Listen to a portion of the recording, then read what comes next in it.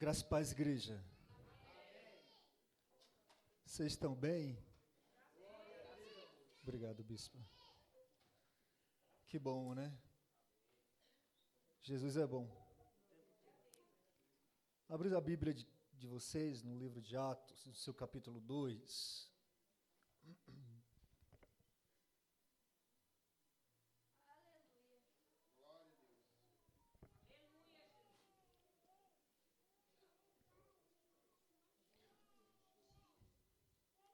Eu sou tímido e o Lucas fica me pedindo que eu grave um vídeo.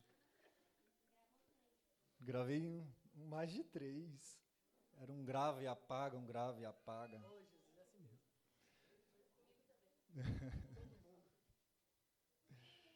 Agradeço, muito obrigado pela oportunidade. Agradeço também a bispa a confiança de confiar o púlpito dela para estar pregando aqui. Que é a cara da senhora, bispa. Prefiro se sentar para ser ministrado do que ministrar. Amém? Amém? Quantos acharam aí? Capítulo 2, no seu versículo 4. Vamos ler do 1 ao 4? Já que vocês estão no propósito de ler Bíblia. Então vamos ler só 4 versículos. Aproximaram-se o dia de Pentecoste. Estavam todos reunidos no mesmo lugar. De repente veio do céu um som, como de um vento muito forte, e encheu toda a casa onde estavam assentados.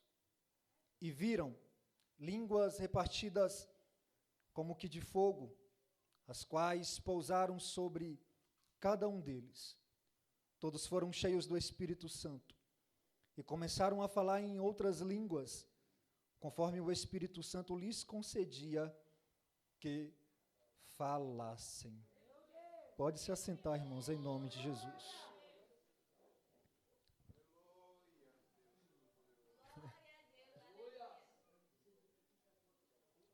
Tem um desconto que ela está alimentando o príncipe ali. Irmãos, quem escreve o livro de Atos dos Apóstolos é um homem chamado Lucas. No texto ou no livro, a gente não vai encontrar uma referência específica de que ele era o autor desse livro. No entanto, há alguns métodos, alguns meios que a gente consegue ter acesso para poder saber quem seria o autor. Bom, o método a qual eu recorro é a tradição da igreja. Bom, na tradição da igreja, um dos pais da igreja, no período da patrística, um homem, um dos pais, chamado Irineu de Lyon, lá no ano 185, mais ou menos, depois de Cristo, em um dos seus escritos, ele vai direcionar, ou ele vai dizer que Lucas, ele é o autor tanto do livro de Atos, como também o evangelho que carrega o seu nome.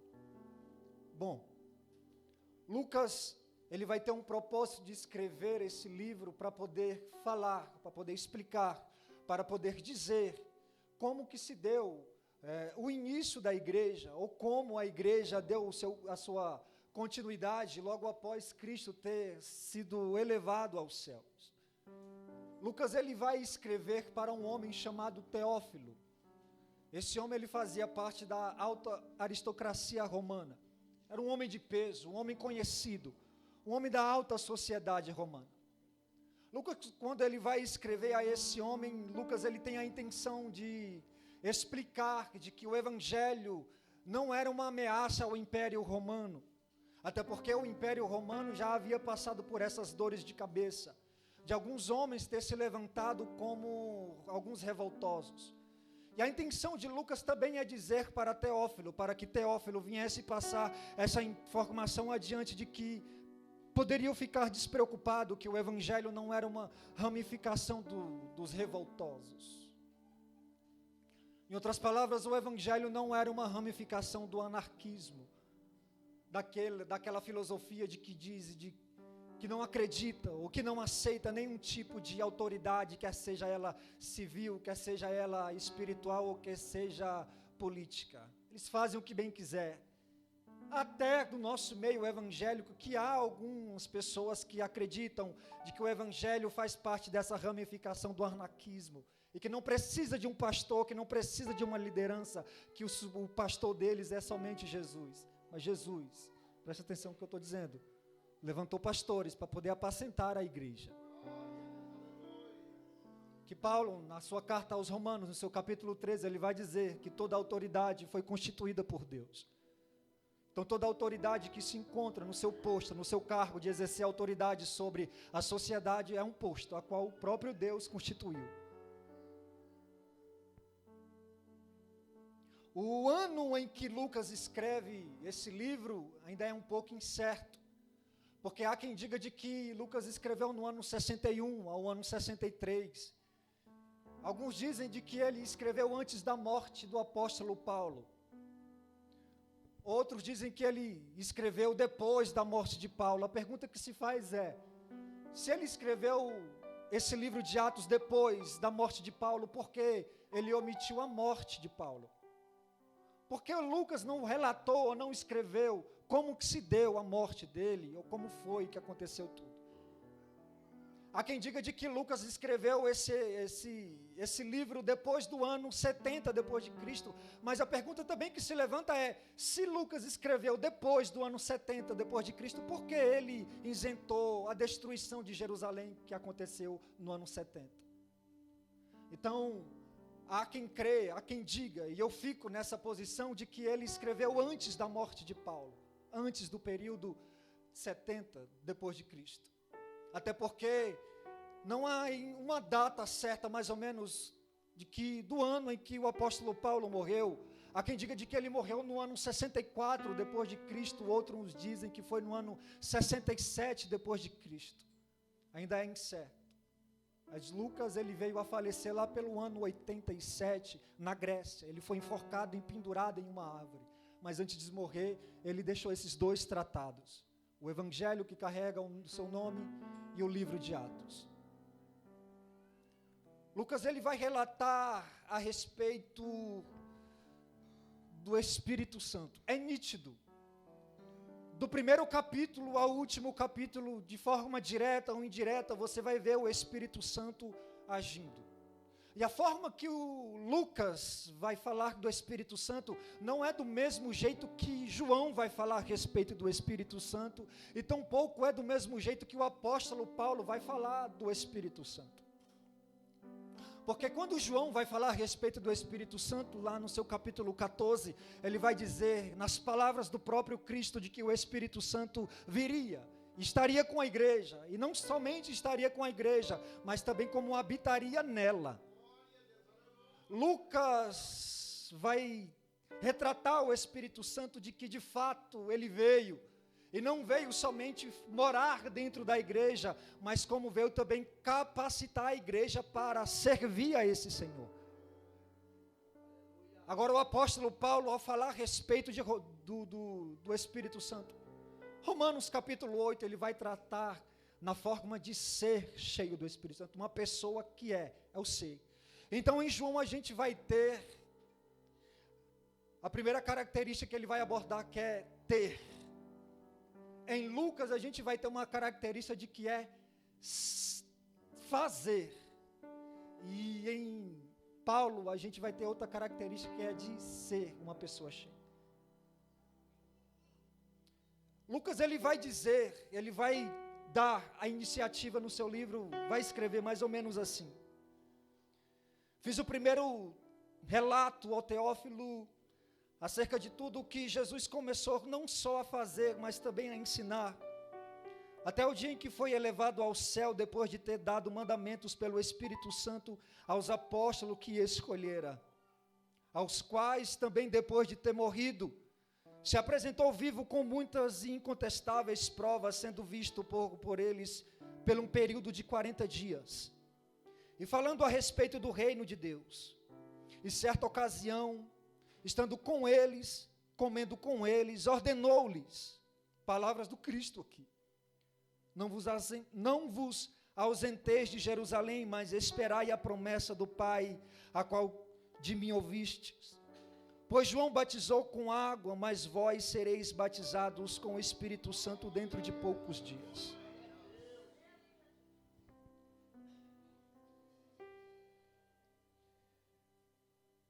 Lucas, ele vai relatar, ele vai dizer, capítulo 2, que cumprindo-se o dia de Pentecostes, a festa de Pentecostes era uma festa que era comemorada e observada pelos judeus de forma anual.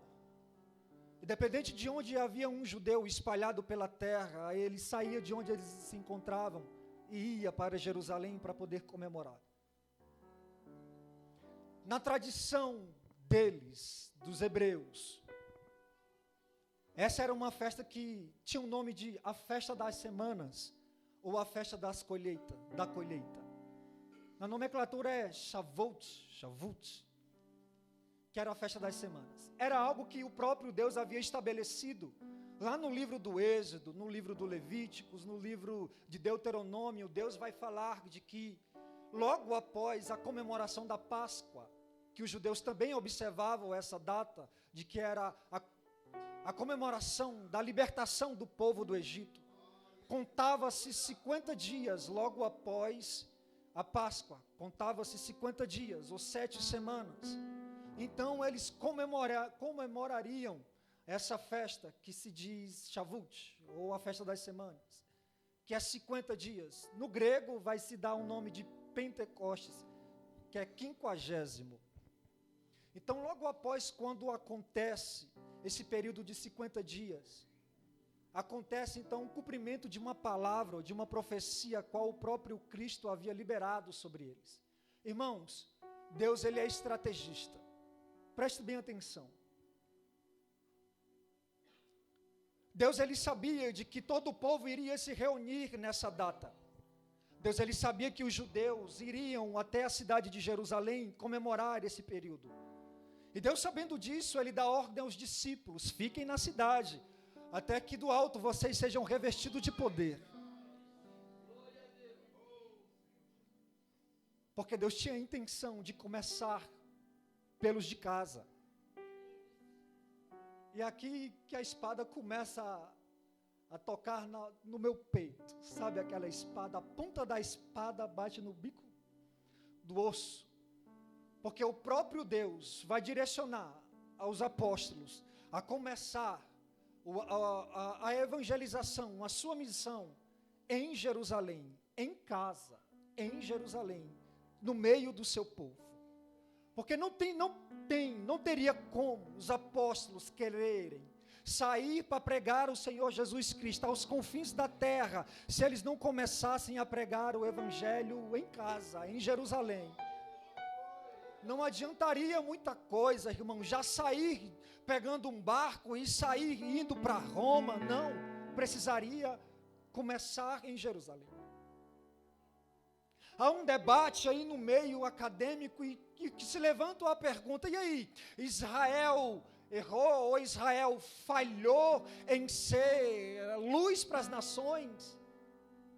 Independente, irmãos, se eles falharam ou não falharam, a pergunta que se dá é: chegou a minha vez de ser luz. Então como é que eu vou lançar pedras ao povo hebreu se eles falharam em levar o nome de Deus a outras nações, sendo que o próprio Deus agora está contando com os dele, com todo aquele que faz parte da igreja? Há quem diga de que quem não é um missionário é um impostor. Todo aquele que faz parte do corpo de Cristo está incumbido de pregar o evangelho, quer seja com microfone ou quer seja sem. E o próprio Cristo vai lhes dar uma ordem para que eles ficassem em Jerusalém, porque era uma oportunidade de eles começarem a pregar o evangelho ali, porque a cidade estaria em festa. Era uma data comemorativa, irmãos. Era uma data comemorativa daquele povo. Quando se dá o dia, quando se cumpre o período de 10 dias, então acontece. Primeiro ponto aqui que eu queria compartilhar com vocês. não se recebe o Espírito Santo de qualquer forma ou de qualquer maneira. Porque, passando a Páscoa, tinha a contagem de 50 dias. Desses 50, 40 Jesus passou com os discípulos. Faltava-lhe 10. Nesses 10, era o período que eles tinham que ficar em Jerusalém, em oração, na expectativa e em consagração. Eles não tinham que sair de Jerusalém, eles tinham que estar debaixo da direção de Deus. Eles tinham que estar debaixo da palavra do Senhor. Eles tinham que estar em obediência ao Mestre. Se eles arredassem o pé da cidade de Jerusalém, eles não viveriam esse cumprimento dessa profecia. Quer receber o revestimento de poder? Observe os mesmos princípios do que os apóstolos observaram. Fique em oração, fique em consagração, fique na expectativa, assim como o pai espera um filho chegar em casa, e não pense em outra coisa a não ser na chegada do filho. Pense desse mesmo jeito: Senhor, é uma promessa, Senhor, é um presente teu. Não arrede o pé dos princípios das quais o próprio Deus estabeleceu. E não se recebe o Espírito, ou não se recebe o revestimento de poder, quem não é crente. Tem que ser crente para poder receber. Tem que ser batizado nas águas para poder receber do revestimento de poder.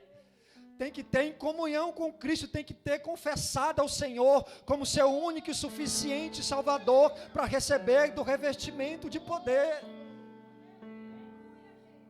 Só recebe o revestimento de poder quem é dele, quem não é, não recebe.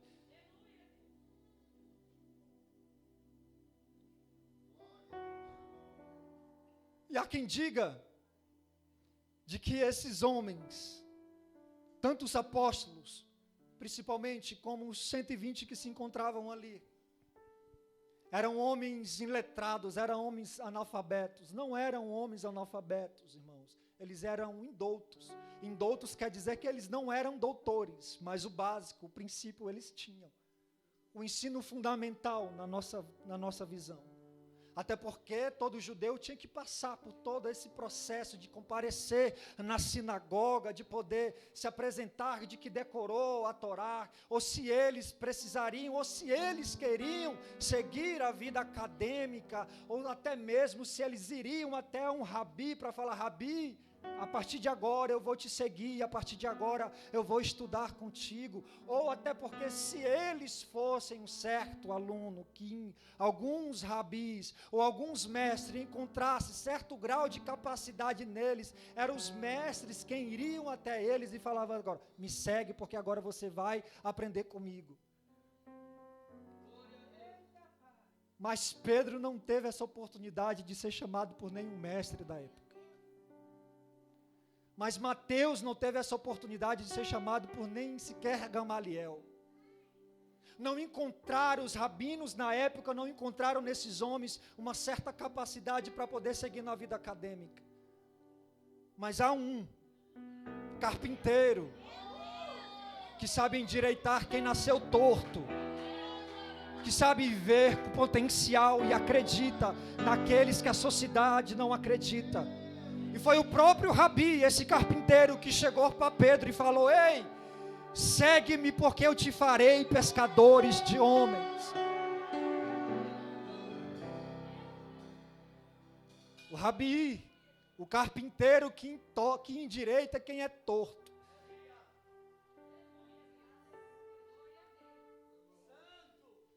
E esse mesmo Rabi, Rabote, esse mesmo mestre, Jesus, ao passar ele vê um homem na alfândega, cobrador de impostos, que era mal visto pela sociedade, que era tido como traidor da nação por prestar serviços financeiros a Roma.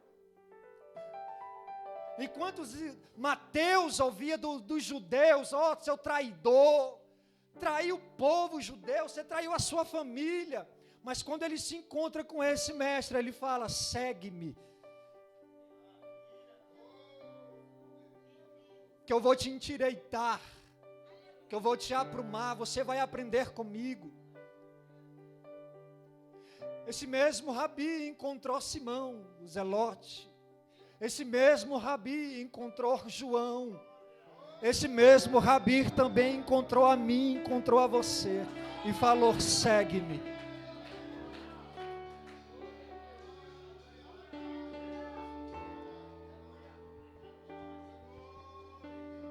Enquanto a sociedade olhava para a gente e não nos dava nada, nenhum crédito, falava que a gente só servia para poder trazer prejuízo, só falava que a gente iria morrer, que a gente iria trazer destruição para os lares, mas só que houve um e ainda há em nossos dias de hoje falando: vem e me segue que eu te farei pescadores de almas. Eu vou te endireitar, eu tenho as ferramentas certas.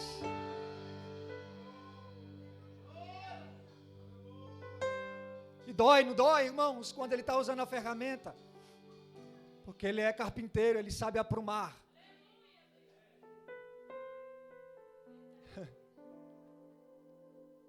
E esse mesmo Rabi fala para eles: recebam do meu Espírito. E o próprio Cristo assopra sobre eles o Espírito Santo. Mas ainda não era uma plenitude do Espírito Santo, era uma porção. E é por isso que se faz necessário a gente buscar cada dia mais o renovo, mais e mais e mais, porque hoje Deus derrama sobre a nossa vida uma porção e a gente consegue viver uma semana ou um mês, mas isso não nos isenta de amanhã ou até mesmo na madrugada a gente descer em oração e dizer: Senhor, me dá mais, me enche mais, derrama mais do teu Espírito, porque eu preciso mais dessa porção.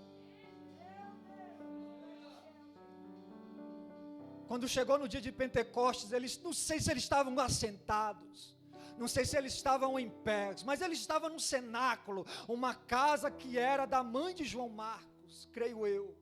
Estavam lá em oração, esperando. Mas como o texto que a gente acabou de ler, de repente veio do céu um som, como de um vento muito forte, e encheu toda a casa onde estavam assentados. Mas foi o Espírito que encheu os apóstolos, não foi o vento, foi o Espírito. E viram línguas repartidas como de fogo, as quais pousaram sobre cada um deles, mas foi o Espírito Santo que tocou na língua dos apóstolos. A pergunta que se faz é, e ainda hoje, ainda há um debate: o que é que eles falaram no dia, irmãos? Foi labassúbia, candarábia, ou se foi idiomas? Até porque, se a gente for prestar atenção no texto, vai dizer: em Jerusalém estavam habitando judeus, homens religiosos de todas as nações que estão debaixo do céu. Ouvindo aquela voz, ajuntou-se uma multidão e estava confusa, porque cada um os ouvia falar na sua própria língua. Eu acredito piamente que os apóstolos começaram a falar línguas espirituais, a qual o próprio Espírito lhes dava para poder falar, mas nos ouvidos daqueles que estavam lá fora, estava caindo como idiomas. Então, quando eles estavam falando essa língua que você fala, essa daí que você fala durante o culto, de forma sobrenatural, não sei como, eles estavam entendendo no idioma deles. Se você for ver, irmãos, ou buscar testemunhos, você vai encontrar pessoas que tiveram essa mesma experiência, em que Deus o toma no mistério, mas a outra pessoa que é de outro país entende absolutamente tudo. Enquanto a pessoa está falando uma língua espiritual, a qual ele não entende, mas nos ouvidos de quem ouve está caindo as grandezas de Deus. E é esse mistério a qual eu acredito que aconteceu aqui. Falaram a glossa, mas caiu nos ouvidos como xenolália, Enquanto ele estava falando labassúbia, candarábia, ou balbuciando que nem uma criança, independente de que modo seja, eles estavam entendendo lá, nos ouvidos deles, a sua língua, no seu país, enquanto falava, Deus é poderoso. Foi Deus quem abriu o mar vermelho para o povo passar entre eles. Enquanto ele estava falando labassúbia, candarábia, eles estavam entendendo lá, foi o próprio Deus com um braço forte que arrancou o seu povo do meio do Egito. Enquanto ele estava falando lá as línguas que o Espírito estava dando para eles, os outros povos estavam falando, foi o próprio Deus quem estabeleceu os fundamentos da terra.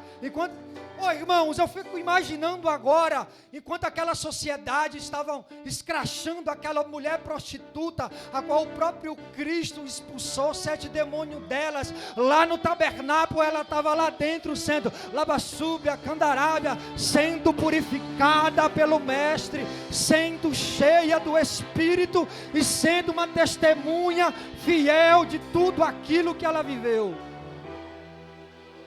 Agora eu fico pensando, imaginando o servo do sumo sacerdote Malco, olhando para dentro do cenáculo e falando, foi aquele homem quem puxou a espada e meteu na minha orelha e arrancou a minha orelha, mas agora ele estava lá dentro sendo um homem totalmente cheio do Espírito Santo. Agora eu também fico imaginando, enquanto os judeus ficavam falando, olha lá o ladrão, roubou dinheiro do povo, mas lá dentro do cenáculo ele estava sendo cheio do Espírito Santo de Deus, e é o mesmo Espírito que está aqui essa noite para encher a tua e a minha vida.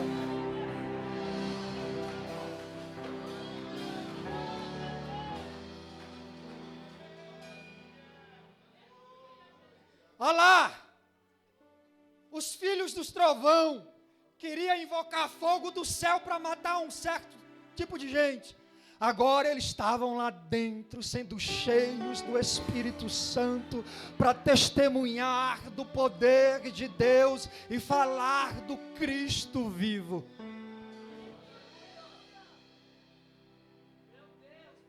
Enquanto o mundo está lá apontando nossos pecados, nossos erros do passado. Enquanto o mundo está lá trazendo o nosso passado à memória. Errou, pecou, traiu, enganou, roubou. Mas nós essa noite estamos buscando ser cheios do Espírito para sermos transformados e sermos outra pessoa. E eles receberam essa capacitação, esse poder, esse revestimento de poder, não para ficar dentro da igreja, ficando para falar línguas estranhas somente. É porque eu faço parte de uma igreja, e lá é pentecostal. E existe um grupinho que só fala em línguas, e diz que quem não fala em línguas não... Então, para não me passar por vergonha, ou como uma pessoa que está fora desse grupo, eu quero buscar o batismo com o Espírito Santo para poder fazer parte e ser aceito. Não é esse o propósito do revestimento de poder que Deus derramou. Lucas tem a intenção de trazer de que Deus derramou o Espírito para servir, para fazer a obra de Deus.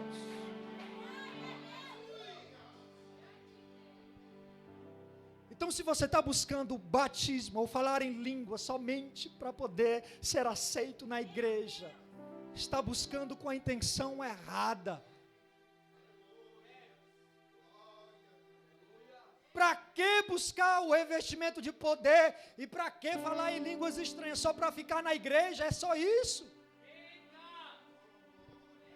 Não é essa a intenção de que Deus tem para a sua igreja. Para servir, para fazer, para pregar, para ir. Mas eu não tenho a oportunidade de pegar no microfone, mas tem um seu irmão do WhatsApp, Mas o Lucas não me dá uma oportunidade para trazer uma saudação, mas tem um seu companheiro no seu serviço. Mas a pastora não me dá oportunidade nos cultos, mas você tem na sua escola ou tem no meio da sua família alguém que precisa ouvir, e é para isso que Deus quer derramar desse poder, dessa porção do Espírito, para que você testemunhe dele.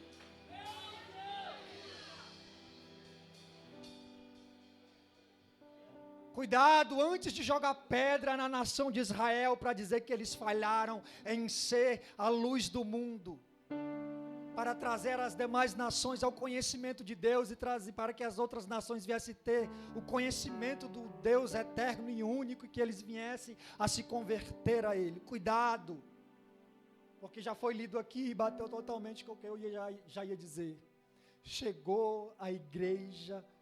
Chegou a vez da igreja de ser a luz. Agora é a vez da igreja de ser a luz para as nações. Agora chegou a minha e a tua vez. Então, se a gente tinha a intenção de jogar pedras em Israel e dizer, eles falharam, eles erraram, eles não conseguiram ser luz para as nações, como a profecia que estava lá em Isaías. Eles não conseguiram ser luz. Tudo bem. Agora chegou a minha e a tua vez. Então agora eu estou mais preocupado em ser. Agora eu estou mais preocupado se eu vou conseguir cumprir com o meu papel na terra, de ser sal e de ser luz. Agora chegou a nossa vez. A vez da igreja de Deus, de dizer, Jesus salva. Ele restaura, Ele cura, batiza com o Espírito Santo, leva para morar no céu. Chegou a nossa vez, igreja. Agora é a minha e a tua vez. Então, antes de querer julgar o povo de Israel, se olhe no espelho, olhe para a Bíblia. Agora o Senhor nos incumbiu uma responsabilidade.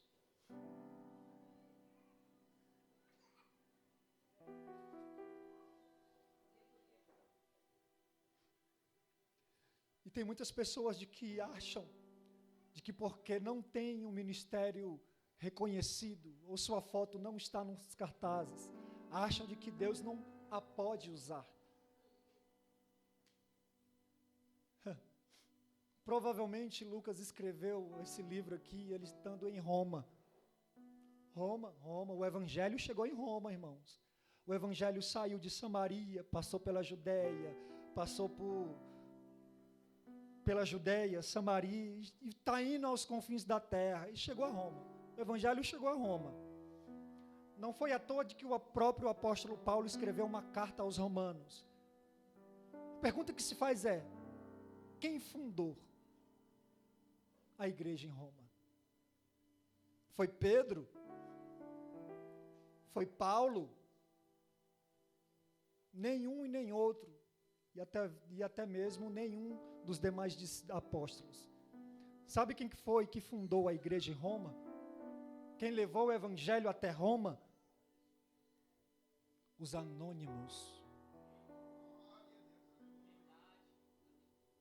O padeiro, o agricultor, a dona de casa, a mulher que só sabia cuidar dos seus filhos e do seu marido, o jovem que só tinha outra coisa a não ser estudar, só estudava, os anônimos, o sapateiro, o comerciante, o fazedor de tendas, o vendedor, o cuidador de jumentas, o cuidador de camelos, aqueles que não está escrito seus nomes na Bíblia, foi eles quem levaram o evangelho até Roma.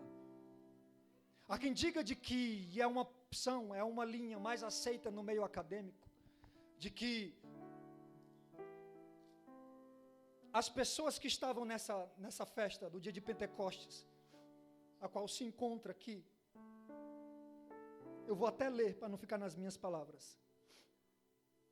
Capítulo 2, no seu versículo 9, fala assim, ó: partos, medos e elamitas, e os que habitam na Mesopotâmia, Judéia e Capadócia, Ponto e Ásia, Frígia e Panfilha, Egito e regiões da Líbia, perto da Cirene, forasteiros romanos, tanto judeus como convertidos ao judaísmo, cretenses e árabes, todos os temos ouvido em nossas próprias línguas falar das grandezas de Deus.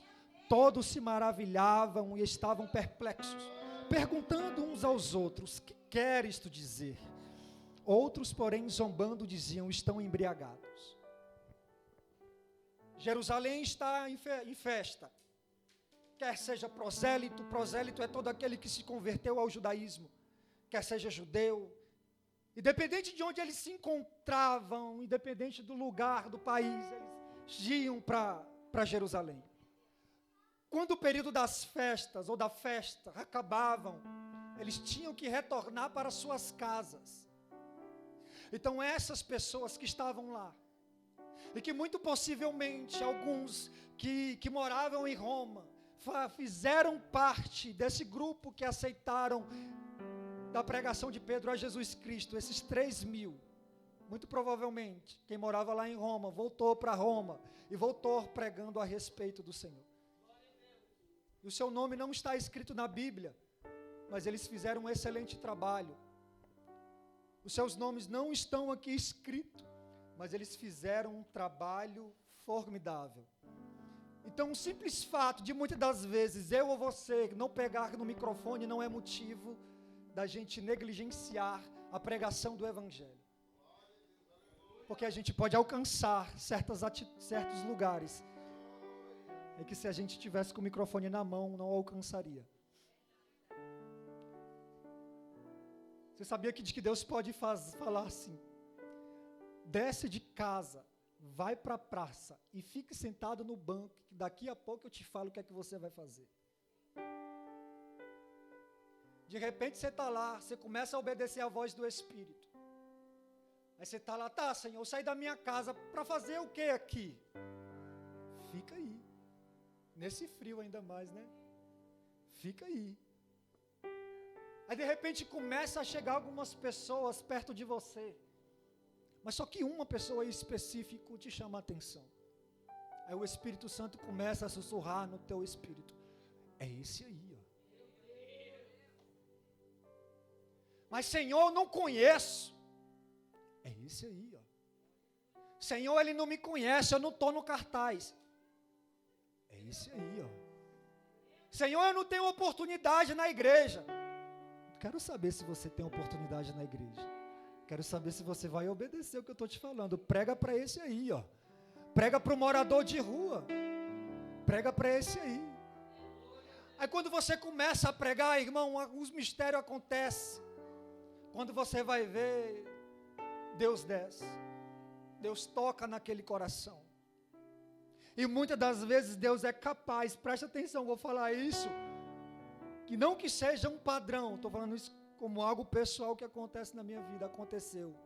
Deus muitas das vezes Ele pode te tirar de um emprego, para te levar para outro, só para poder você pregar o Evangelho para uma pessoa, e depois te tirar de lá, e fazer você ir para um outro lugar.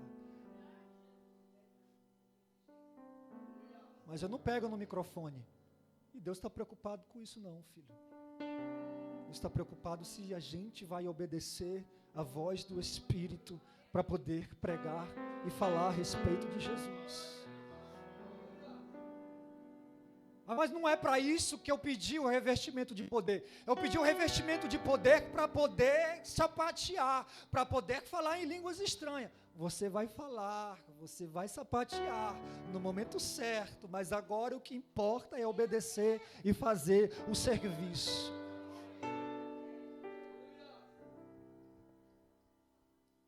Ser cheio do Espírito é receber essa porção poderosa da parte de Deus, essa capacitação sobrenatural para poder fazer a sua obra.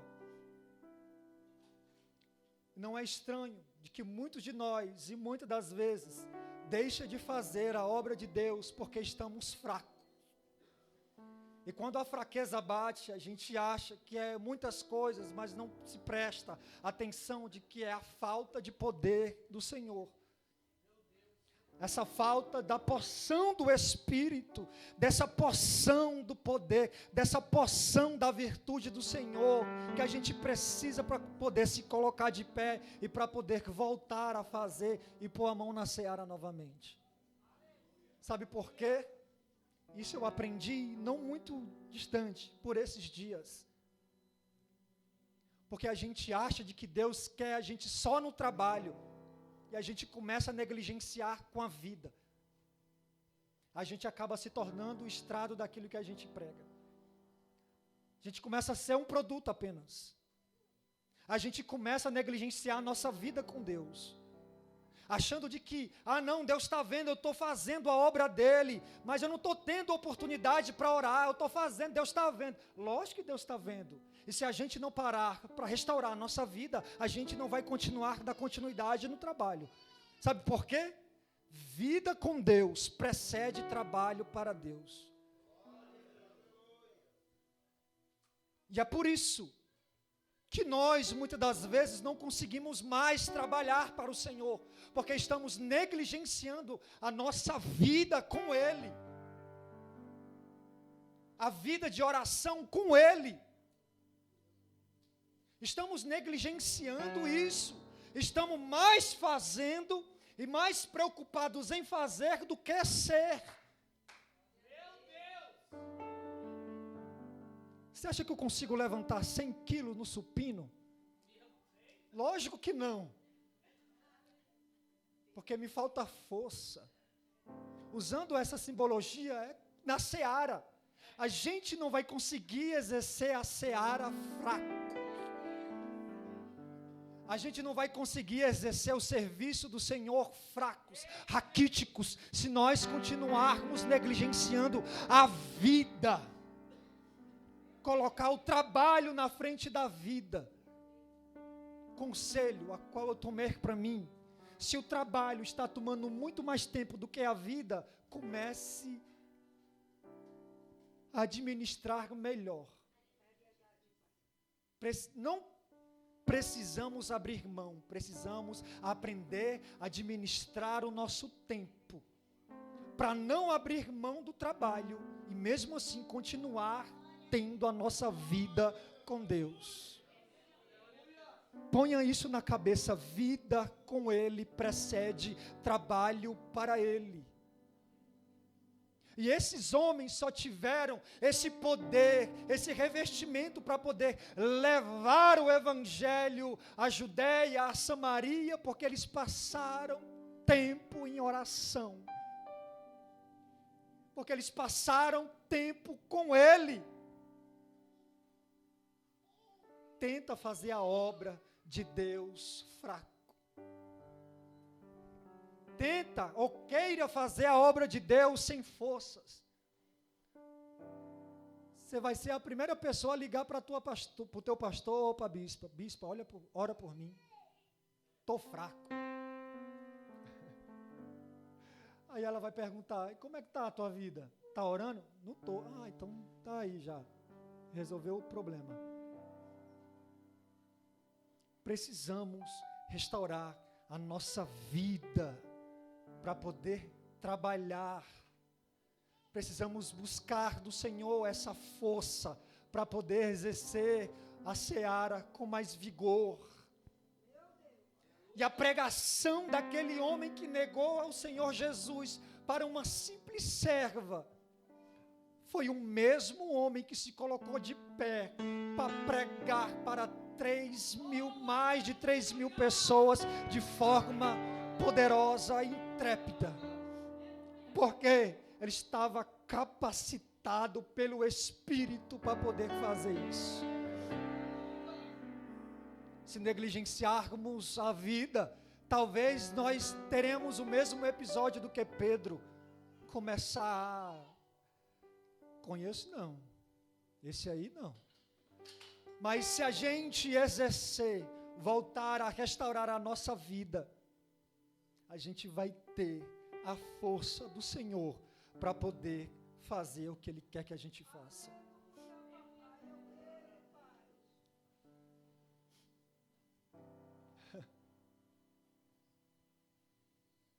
Muitos de nós está precisando ouvir as mesmas palavras que Timóteo ouviu do apóstolo Paulo quando ele escreveu, ou foi na sua primeira, ou foi na sua segunda carta. Paulo vai falar assim para Timóteo: desperta o dom que há em ti. Ou em outras traduções, reaviva a chama que está dentro de você. Não deixa ela se apagar. Timóteo estava passando por um momento que estava quase que se apagando, quase que desistindo. E mesmo o apóstolo Paulo passando o que estava passando, ele encontrava forças e o prazer para poder escrever a carta a um dos seus obreiros mais próximos e falar para ele: desperta, reaviva a chama que está dentro de você. Se coloca de pé novamente. Não deixa essa chama se apagar. O Léo se colocou de pé. Não deixa essa chama se apagar. Brincadeira, viu, Léo?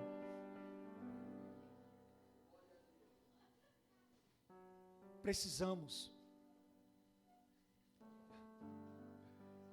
Quando Deus dá ordem a Moisés para poder fazer o tabernáculo, e quando o sacrifício estava posto sobre o altar, quem acende pela primeira vez ali o fogo não foi o sacerdote, foi o próprio Deus. Deus enviou fogo e consumiu o holocausto. E ele falava de que o fogo teria que queimar continuamente sobre o altar e não se apagará. A pergunta que me faço é: como que eles conseguiam manter essa chama acesa no momento das peregrinações do deserto? Porque tinha momentos de que o próprio Deus mandava eles levantar o acampamento e ir para um outro lugar. Como é que eles conseguiam manter as brasas acesas, as chamas acesas, para poder, quando chegar no próximo lugar, o fogo voltar a queimar no altar novamente? Há quem diga, isso é uma fonte extra bíblica, de que o povo hebreu daquela época conseguiu manter a chama, a brasa, as brasas acesas. Quando estava quase se apagando, acendia mais no mesmo fogo. E quando estava quase se acabando, acendia mais no mesmo fogo. Eles conseguiram manter essa chama durante alguns anos da sua vida. Mas infelizmente veio a apagar. Eu fico me perguntando, aconteceu a mesma coisa no Pentecostes. A chama que estava se apagando ou apagada foi acesa ali. Talvez aqui haja alguém que esteja aceso, que nem os apóstolos naquele dia em Atos 2, e que deem continuidade disso. Mas há outras pessoas que estão que nem Timóteo, com a sua chama quase que apagada, precisando reavivar novamente essa chama.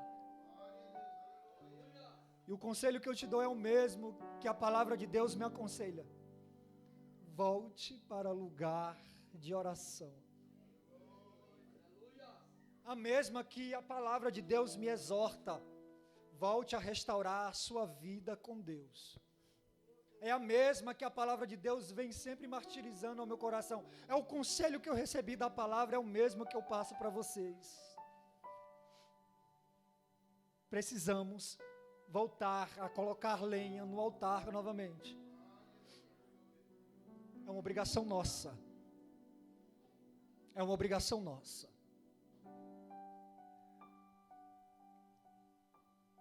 Na festa das semanas, o povo judeu, eles comemoravam a festa da colheita e também a entrega dos 10 mandamentos a qual onde Moisés recebeu ali do Monte Sinai.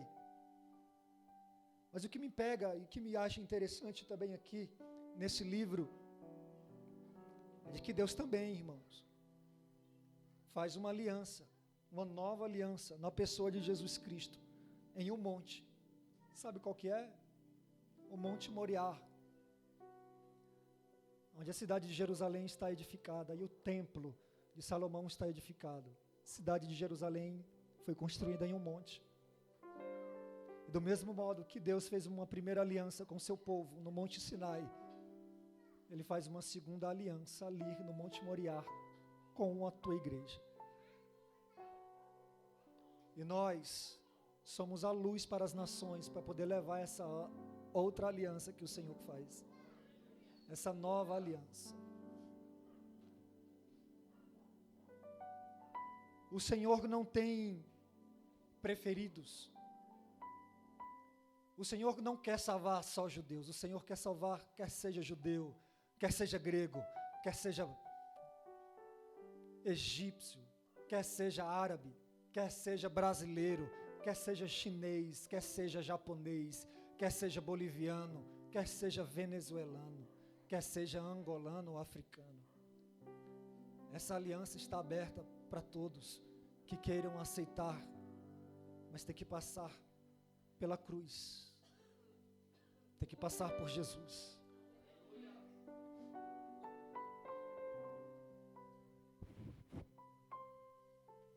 Essa é a palavra que eu queria compartilhar com os irmãos essa noite.